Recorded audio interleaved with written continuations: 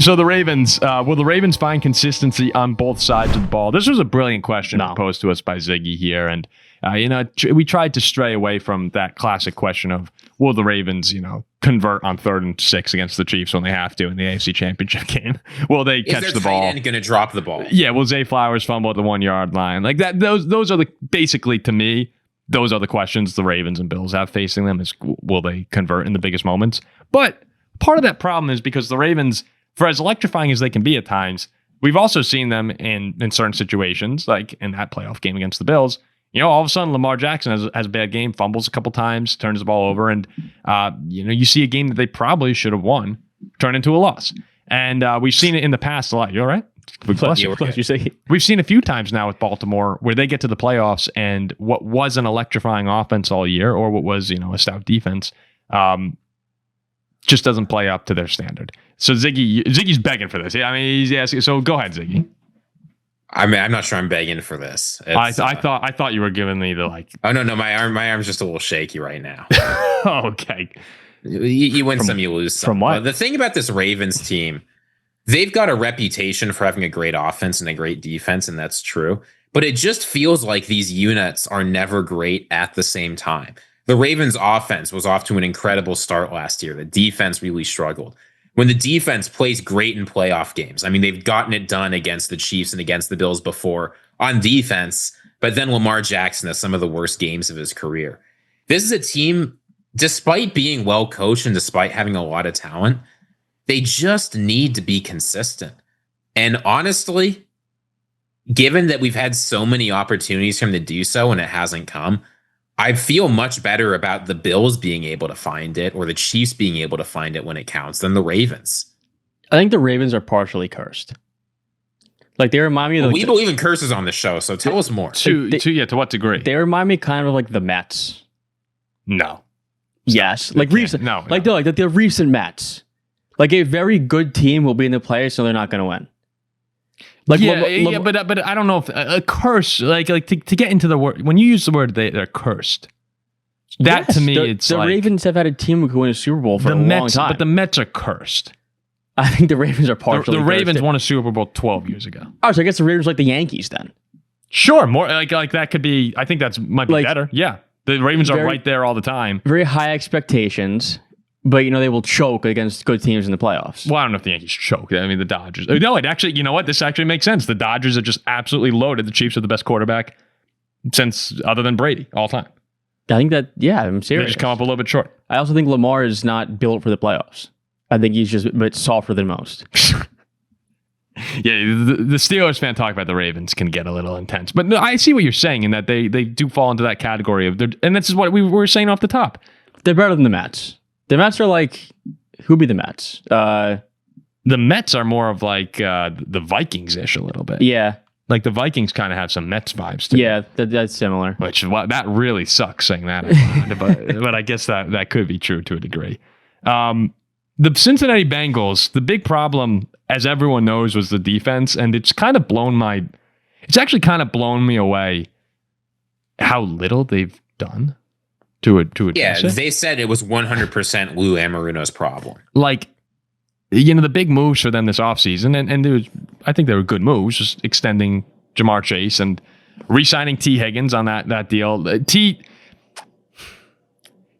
might have to prove it a little bit more to me. I like T. Higgins, but we'll see how if the defense doesn't perform well this season, and T. Higgins has a little bit of a down year, that's going to become a major storyline. But yeah, we're seeing in a situation here right now where their number one draft pick, Shamar Stewart, we don't even know if he's going to be on the team at this point. We do. We should. But like that is the very fact that that's a question is ridiculous. Trey Hendrickson still hasn't gotten his extension. He's getting pissed off more by the moment. And they brought in Al Golden, the Notre Dame defensive coordinator, who, for any Bengals fan who's listening or any AFC North fan who's kind of curious about this, Al Golden was amazing with Notre Dame last season. Now, the NFL is a different story, as Jack was mentioning a bit earlier in the show. But what Al Golden did last year, if you were unaware, Notre Dame's defensive line, actually their entire defense, they had like 5 or 6 major injuries last season. Like, all-American caliber players. Benjamin Morrison could have been a first-round pick. Riley Mills was a draft pick who went down. Like, so many. Jordan Botello, guy Ziggy and I were in the same dorm as, was a starting Viper. Like, we had a ton of dudes go down, and the performance that they had to make the national championship, it was pretty heroic. You had freshmen stepping in at cornerback. Like, it was he did such a great job. Might have been the best coordinator in the country last season. Like, that's how good it was. So you're getting a guy who, for at least the college level, knows what he's doing. Like, it was a truly spectacular performance. And I think that like, if you have a reason to believe, that's one for Al Golden. I mean, and this Bengals defense too just has to be kind of average. I've gone back and forth on how I've thought about the re-signing of T. Higgins. I believe that Joe Burrow and Jamar Chase is enough for the offense. And then I would think I would have rather spent some money on defense instead of re-signing T. Higgins. Yeah, but like, what's Milton Williams going to do for you on defense, really? Always Like, better than one you have. can't just get great players on defense for his price. But I don't think that the Bengals don't need a superstar defense, just a better defense. Like, the Bengals defense can be average. And Burrow and Jamar Chase, I think that's good enough. Yeah, but again, last year it was not average. Like that's what I'm saying. Yeah. That's exactly what I'm saying. So it was horrible. Yeah, you need to find a way to get back up. But we're looking at the team here, and maybe I'm wrong. Were there more additions to the Bengals than I'm realizing here? Because I just don't see too many. I mean, they brought in TJ Slayton. Their approach this offseason was to say it was basically all Lou on Maruno's fault. They're running back more or less the same defense. I don't believe. I mean, I know added Shamar Stewart in free agency. I don't believe they added, besides Oren Burks, a single defensive player. Like, don't you? I guess Joe Gales Harris came in from the Jaguars. Slayton came in from the Packers, but nobody who's going to play real snaps for them. Hopefully, don't you think the money is better spent on slightly better defenders than getting T. Higgins back? No. T is really valuable, and you're right. You're not going to pay. You don't want to pay Milton Williams what the Patriots paid him. With T. Higgins, you're getting an elite player. I really think he's elite, or at least very close. For his money, you can get 2 slightly below average defensive players or 1 average defensive player in free agency. The That's Bengals, just not worth the it. other thing to keep in mind about the Bengals is if they had made the playoffs last year, they would have been a problem. Didn't they end the season? They're like the 8 seed. Yeah, they ended the year on a 5-game winning streak. Now, that was against Dallas, Tennessee, the Browns, the Broncos, and the Steelers. But they still ended the year on a 5-game winning streak. And allowed 20 points or fewer in 3 of them. So, I mean, the Bengals very easily could have been a playoff team. Their 3 losses before the winning streak were a 6-point loss to the Steelers, a 7-point loss to the Chargers, and a 1-point loss to the Ravens. So, like, they were right there all year long. They just gave up a ton of points. So we scored 44 points on the Bengals last year in a game. But again, it's a real you're hoping that they just have that turnaround with a lot of the same dudes. It's a bit of a risky play, but I think it will actually be fine. Like, I'd be shocked if they're not a playoff team. The Browns, the winner of the Cleveland. All right, let's answer this question. Who's going to win the Browns quarterback room? Kenny Pickett. Who do you think, Ziggy? I think it's going to be Shedeur. You can get Shedeur at plus 900. I thought that all the reports coming out were that Shedeur is like completely fading out of the picture for the starting job. He's plus 900. Flacco's the favorite, minus 105. We'll see in training camp, but I think the Browns are going to put a rookie out there. I think Flacco starts week 1, and by like week 4 or 5, you have Gabriel or Shedeur. I think Pickett is a right now the betting favorite, the best quarterback on the roster. Flacco's the favorite, though, right? Yes, Flacco's the favorite. I think Flacco will start the year, but yeah, it has to be one of the rookies. I mean, this opening for the Browns is unbelievably hard. It's brutal. Their first 6 weeks: host Cincinnati, at Baltimore, host Green Bay, at Detroit, Minnesota, and London, at Pittsburgh. That's 0-6. Yeah, I guess you'd rather throw out like some old veteran and just get murdered, right? Not your yeah, rookies. fair enough. You throw out Flacco to the dogs for one last time. Yeah. And then start your rookies later.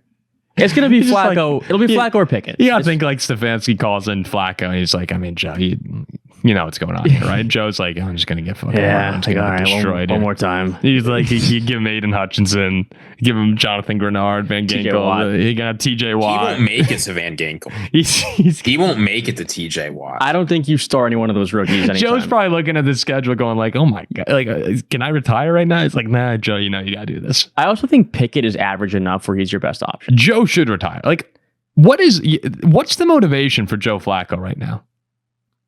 Money. Just get killed. He likes playing football. I know he likes playing football, but like, do you like it that much? It's legit the love of the game. That's what it has. But Joe Flacco might love the game more than anyone ever.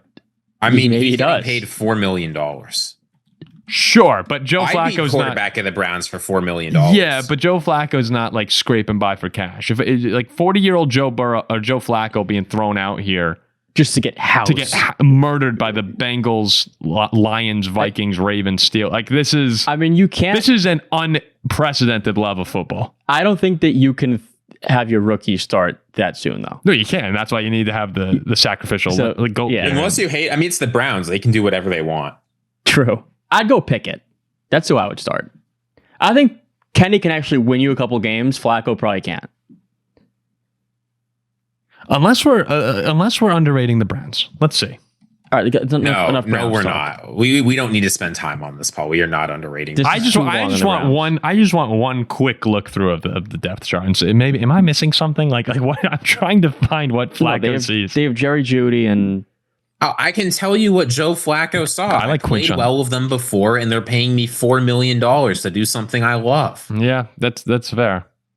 He knows the team. He knows the system, right? He doesn't like he knows the Stefanski playbook.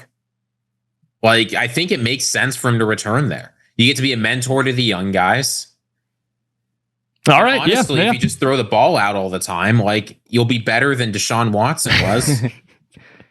Yeah, no, I their best chance to somehow go like 2-4 instead of 0-6 is Kenny Pickett.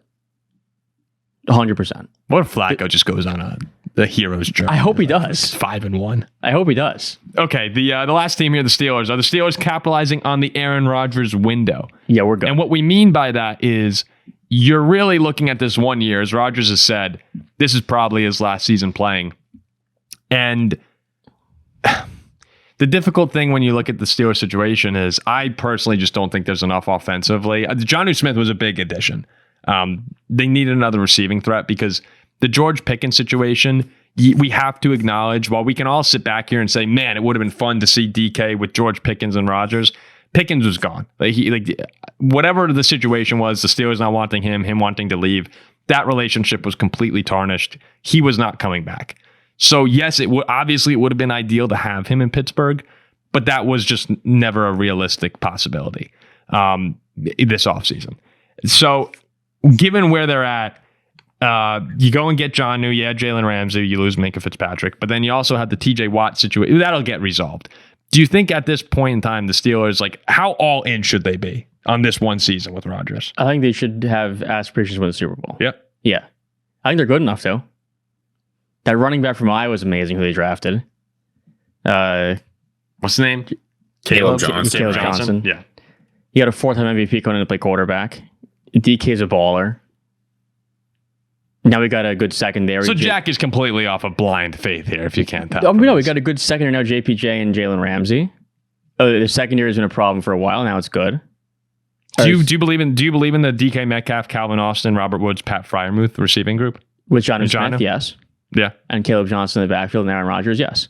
Okay. No, I mean, our secondary has been our killer, and now we have a secondary. What do you think, Ziggy, as a more neutral party here? The thing about, I like what the Steelers are doing this offseason in the sense that they're adding players on defense, which I think is useful. They're adding a reliable target in Jonnu.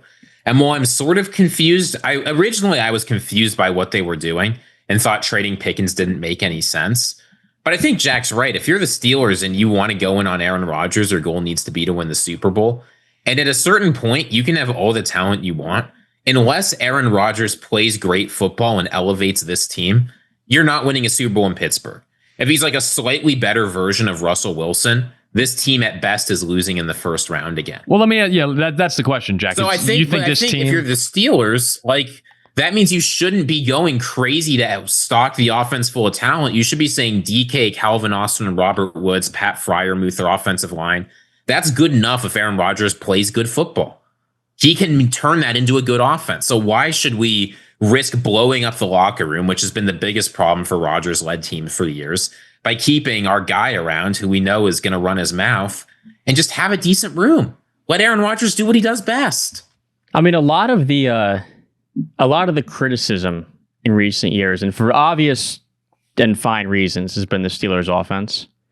But the games that we've gotten murked in the playoffs by Buffalo, by Baltimore, by Kansas City, we couldn't stop an 8th grade team. And that's just a fact. We were throwing out no-name cornerbacks and they were getting cooked. I mean, now it's a somewhat competitive secondary. Remember when you signed Patrick Peterson? I was like, and we were both like, it's not. And here's the number one corner. Yeah, that was right after the year where I was watching him get flamed on the Vikings. I actually think the defense and offense are both okay enough where something could happen. Mm-hmm. Mm-hmm. Okay, yeah, no, I think they had the chance to have a very fun season. But my guess is that they, what was the word that I said last week that I made up? You're train railed. I still think it's likely the Steelers get train railed in the first round. But Ziggy, you're right. If this is the attempt at the competitive rebuild that the Vikings did, and if you want to have this little window become an actual championship run, it requires an Aaron Rodgers season. Can you train rail me? It'll require an Aaron Rodgers season where he's playing at top 10 level. And so you get top 10 level Rodgers, and he doesn't have to be MVP Rodgers, but you get a top 10 quarterback in Aaron Rodgers, and the Steelers are a legit threat.